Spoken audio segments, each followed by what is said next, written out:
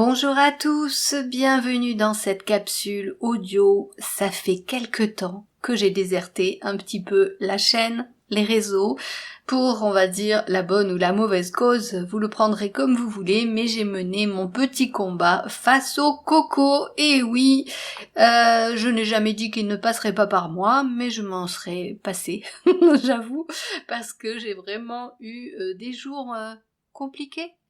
Mais tout est derrière moi, j'ai retrouvé mon sourire, peut-être pas franchement la méga super patate, j'ai encore un peu les jambes qui godaillent un petit peu, qui tremblent, mais j'ai le soleil dans la tête, le sourire sur le visage, même si vous ne le voyez pas pour l'instant, mais j'espère que vous l'entendez. Hier, nous étions le 28 février. Et c'était le premier jour depuis, alors attendez, je crois que j'ai été déclarée positive le 19 février. Eh bien, depuis le 17 ou le 18, je ne m'étais pas connectée avec les plans invisibles, je n'avais pas entamé de dialogue avec ma conscience supérieure. J'étais vraiment en stand-by. L'univers a fait en sorte que pour une fois, je ne fasse rien. Parce que je ne vous le cache pas, quand je vous dis que je prends du repos, je suis dans la lecture, dans le visionnage, je prends des notes, en me disant c'est pour moi, mais en fait c'est toujours au fond de moi, c'est inconscient, c'est dans le but de vous accompagner, de vous aider et de vous permettre d'aller mieux dans votre présent et forcément dans votre futur. Voilà, ça a remis un petit peu les pendules à l'heure. En parlant de pendules, ma montre, j'ai une montre connectée qui m'indique combien de temps je dors. Eh ben, dites donc, mais ma pendule sommeil a tourné pendant 16 heures, 18 heures parfois. Donc j'avais vraiment besoin de ce temps, on va dire, d'introspection pour laisser mon corps de matière se battre. En mettant le mental de côté. De toute façon, le mental, il était complètement anesthésié. Bien, donc hier, j'ai repris cahier et stylo. Je vous avoue même qu'aujourd'hui, j'en ai mal au poignet parce que j'ai pas voulu ouvrir mon ordinateur comme pour poursuivre un petit peu ce temps de latence et de coupure avec tout ce qui était informatique. Donc j'ai pris un cahier. Et là, j'en ai eu 15 pages. Oui, au départ, je suis partie sur une question tout à fait personnelle et c'est quelque chose que je ne fais pas habituellement. Je ne vous partage pas ce que l'on me dit personnellement parce qu'au fond de moi, je trouve ça un peu prétentieux, privé aussi. C'est vrai que je rigole beaucoup, je partage certaines choses, mais j'ai mon jardin secret. Et là, finalement, il m'a été dit que ce que j'avais reçu pouvait vous servir à vous aussi, bien entendu, peut-être pas dans une situation équivalente, mais en la transposant sur vos propres blocages, vos propres gris-gris, on va dire, et vous allez comprendre pourquoi. Ces choses qui font que ça vous met en sécurité et vous êtes un petit peu dans une zone, un terrain connu, vous connaissez tous les tenants et les aboutissants et rien ne peut vous surprendre, vous savez que dans ces conditions-là, vous êtes au top niveau.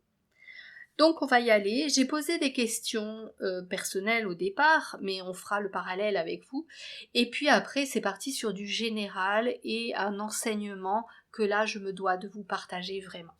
Donc, ma première question a été: faut-il que j'écrive pour me reconnecter à cette part de moi plus sage, ou suis-je apte à trouver un chemin plus direct et plus simple? Je vous ai toujours dit que j'avais beaucoup plus de facilité à canaliser à l'écrit.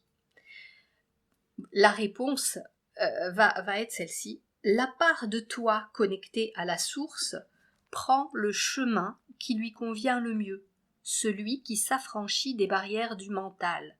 Lorsque tu écris, ce mental est occupé par un geste matériel. Et pendant que ton attention est tournée dans la direction du stylo, alors le flux de communication est libre. Et là, je vais faire un parallèle avec vous, lorsque vous me dites en consultation, moi j'ai besoin de mettre des bougies, j'ai besoin de mettre de l'encens, j'ai besoin d'être dans ce lieu. C'est vrai que ça fait partie d'un certain rituel. Et finalement, moi, mon rituel, il est assez simple, il faut que j'écrive.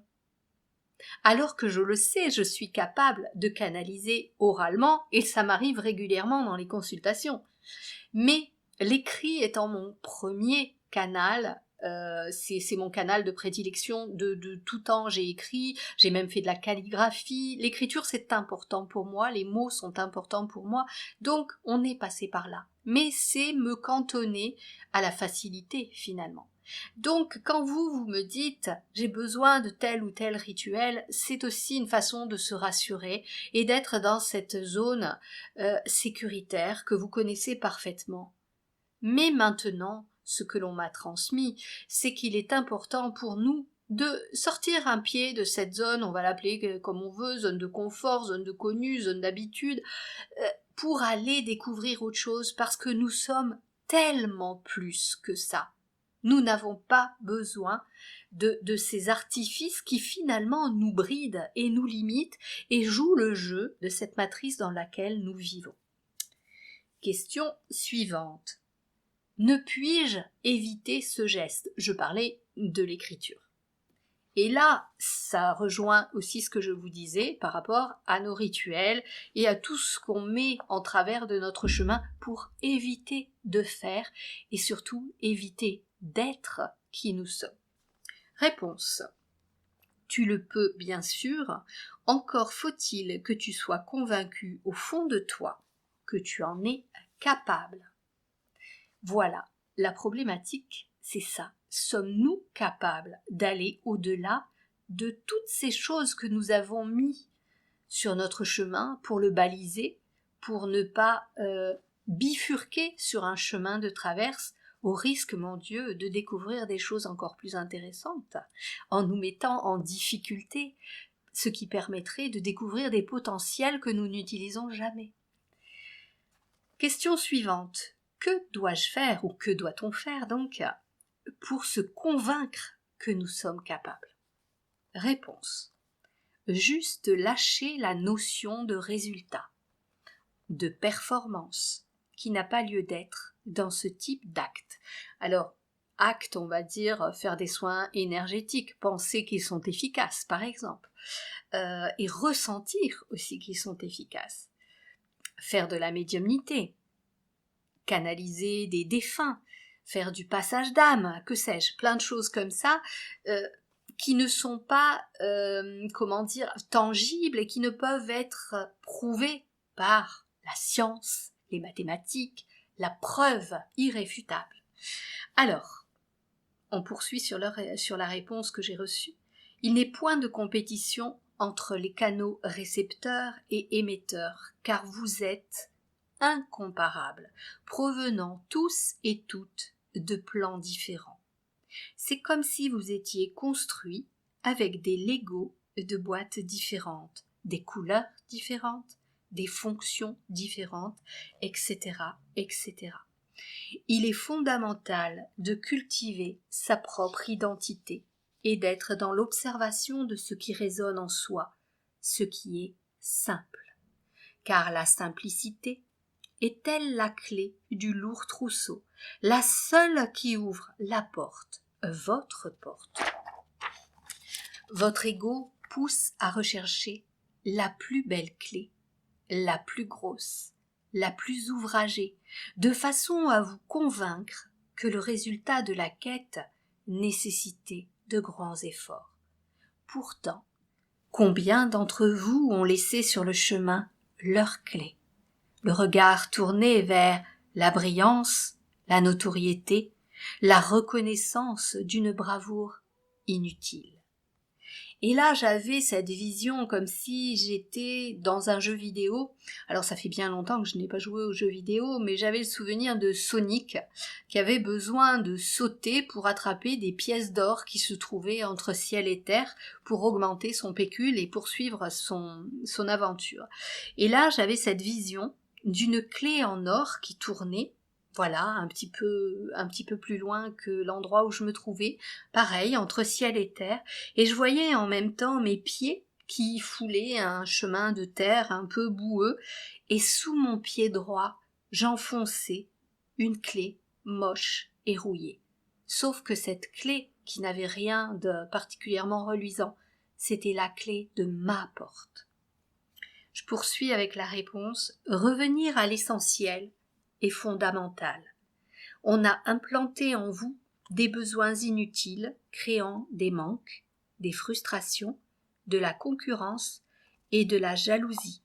Vouloir plus, toujours plus, est incompatible avec le fait que tout est déjà présent. C'est ainsi que vous plongez dans une obsession matérielle et créez vous-même la matrice qui vous enferme. Nous ne disons pas que vous ne devez pas améliorer vos conditions de vie. Offrir une existence agréable à vos familles est tout à fait légitime. Vouloir traverser la vie sans manquer de rien est encore une fois légitime. Nous ne le nions pas, car chacun a le droit à l'abondance. Seuls les moyens employés sont erronés, et tels des dominos qui se couchent les uns derrière les autres, toute la trajectoire est faussée à l'origine du désir, car celui-ci n'est bien souvent pas naturel, mais directement issu de la société de consommation, gérée elle-même par des êtres peu vertueux, avides de pouvoir et d'argent. Tant que vous serez accrochés à la matière, confondant la nécessité avec la futilité, alors vous serez les proies du système actuel. Défaites-vous de ce désir de possession, savourez ce que vous avez, ne gaspillez pas ni les ressources de la terre, ni la création utile de l'homme. Redonnez du sens à chaque chose, chaque objet passant entre vos mains. Reconnaissez l'œuvre de la nature ou de l'homme et remerciez pour cette époque qui vous permet d'en profiter. L'évolution de la terre et des hommes qui la peuplent a permis le bon et le moins bon. Vous êtes arrivés à un point de non-retour, et votre éveil récent ou plus ancien doit vous permettre de négocier au mieux la bascule. Voilà des années que par le biais de ce canal et d'autres, nous vous parlons du chaos à venir et maintenant présent. Mais nous vous parlons également de la sortie de crise, et cela passera par un plus grand éveil, encore et surtout la qualité constante de vos pensées. Nous ne cesserons de vous le répéter, la vie d'avant n'est plus. Place à la reconstruction sur de saines fondations. Votre avenir ne peut se satisfaire d'un environnement corrompu. C'est pour cela que vous avez le sentiment de perdre vos repères et que tout s'effondre autour de vous. Lorsqu'un être doit guérir d'une blessure, apprendre une leçon avant de poursuivre sa route, sont placés sur son chemin des événements, des obstacles destinés à le faire réfléchir, évoluer, etc. Tant que les fonctionnements ne sont pas avalisés, intégrés, ils se répètent de façon légèrement différente et souvent plus intensément. Pour le collectif, il en va de même. Ce que le monde terrestre expérimente est destiné au collectif, même si, au milieu de celui-ci, certains ne sont pas dupes. Point. Ainsi se crée une cohésion entre les anciens réveillés et ceux qui soulèvent juste une paupière. De nombreuses erreurs grossières, des manipulations évidentes permettront une plus grande ouverture d'esprit. Mais encore une fois, ne perdez pas votre temps en vaines paroles avec certains dont la lucidité met du temps à éclore. Car vous avez encore fort à faire avec vos propres batailles. Chacun de vous doit nettoyer devant sa porte et à l'intérieur de lui-même. Le moment est propice à l'évacuation des blessures anciennes, comme si d'un coup d'un seul, vous passiez de l'état d'enfant blessé à l'adulte solide et conscient du pourquoi des embûches passées. Il est temps que vos propres mensonges soient mis en lumière. Ne soyez pas offusqués. Nous parlons ici de faux semblants adoptés par chacun pour se fondre dans une société normée où les cases sont tracées au cordeau, où tous vous devez... j'arrivais plus à me lire. Où tous vous devez raboter vos individualités pour correspondre au modèle voulu par les gouvernants. Et là, on m'a envoyé l'image, vous allez rire, de patates, des patates cubiques qui se rangent facilement, alors que les rondes roulent et s'échappent, et elles ne peuvent pas être stockées sans bouger. Je reprends. Ce que vous vivez depuis quelques années est ni plus ni moins que la mise en évidence de vos incohérences quotidiennes. Là, ils m'ont donné un exemple. Donnez un bâton, du papier et des crayons de couleur à un enfant de lumière blanche, et la même chose à un enfant de lumière sombre. Le premier créera un moulin aux ailes colorées, tandis que l'autre écrira des lois et usera du bâton pour les faire appliquer et respecter.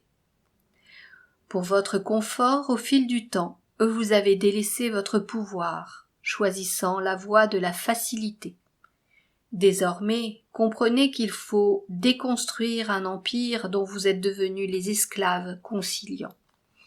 Cela ne se fera certainement pas en un claquement de doigts, bien entendu.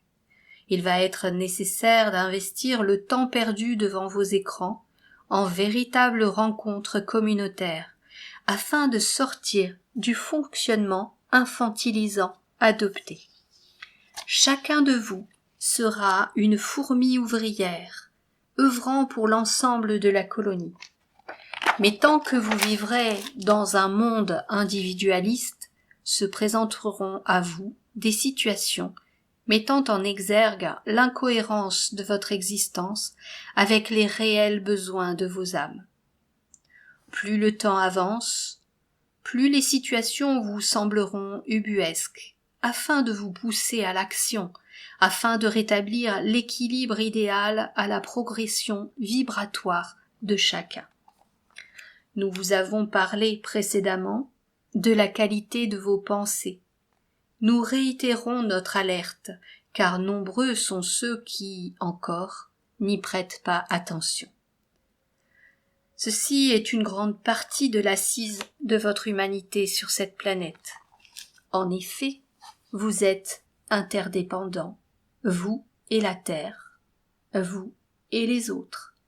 Chacun à votre mesure apportez des fréquences vibratoires se conjuguant à l'infini. Et là, on m'a montré l'image, peut-être si je retrouve la vidéo sur YouTube, je vous la mettrai au-dessous en description.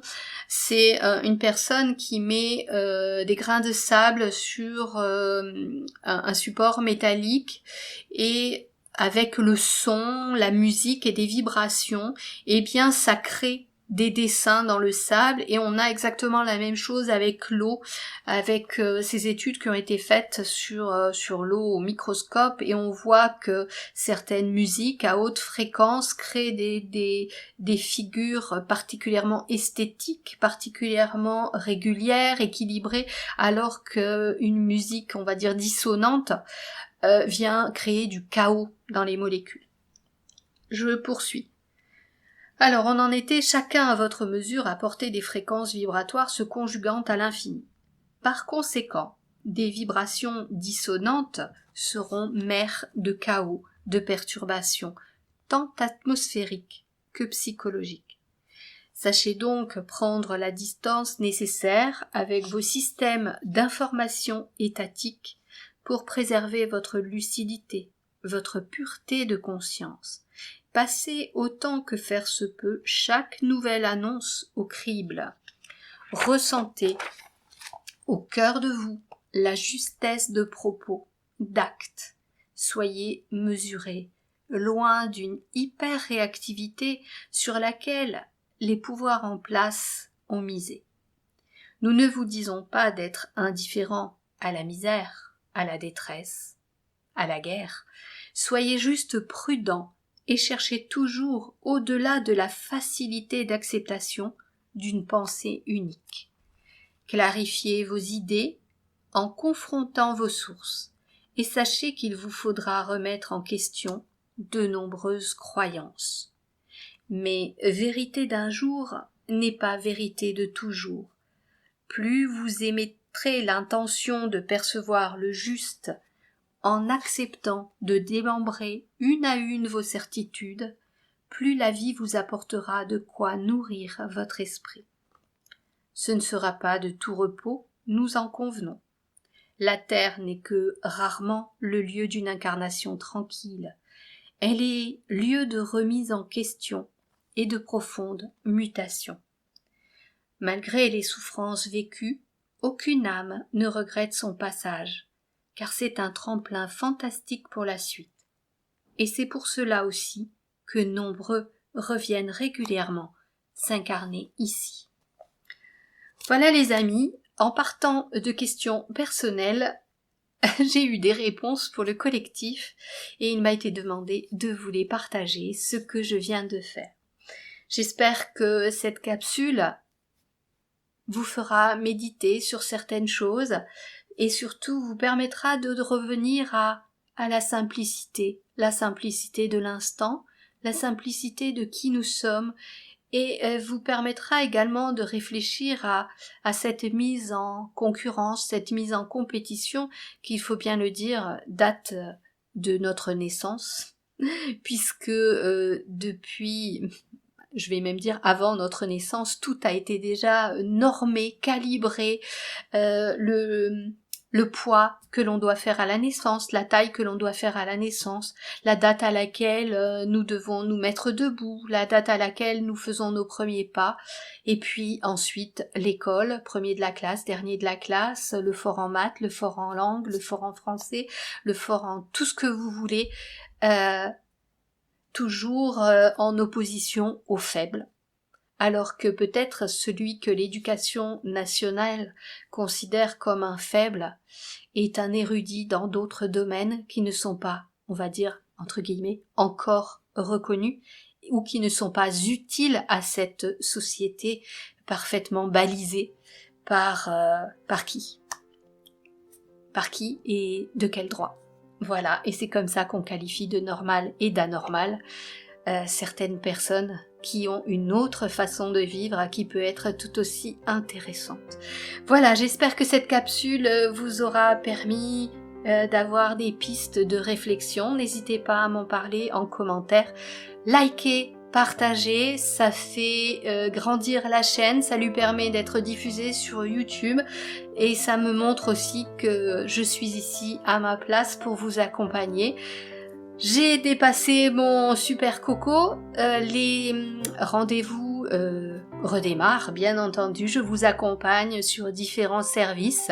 N'hésitez pas à aller voir sur mon site, je vous rappelle son adresse www.pascalgts.com et vous avez également le site www.lechoixdêtre.com.